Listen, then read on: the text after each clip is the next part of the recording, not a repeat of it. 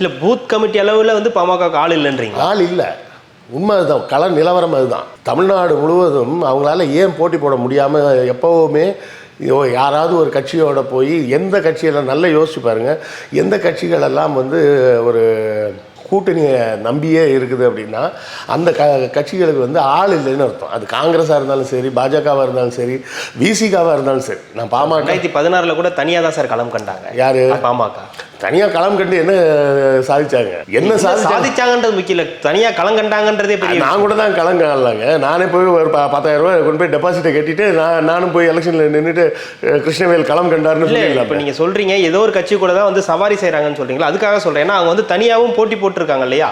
இல்லை, இப்போ ரீசெண்டாக எப்போ போட்டி போட்டிருக்காங்கன்னு தான் நம்ம கேட்குறோம். ஏன்னா ரீசெண்டாக தனியாக அவர்களால் நின்னதே கிடையாது. ஒரு 3-4 எலெக்ஷனுக்கு மேலே அவங்க தனியாக நின்னதே கிடையாது. நின்னாங்கன்னா என்ன நடக்கும்? இந்த மக்கள் நல கூட்டணின்னு ஒன்று உருவாக்குனாங்களே, அந்த கதையில் தான் போய் நிற்கும்.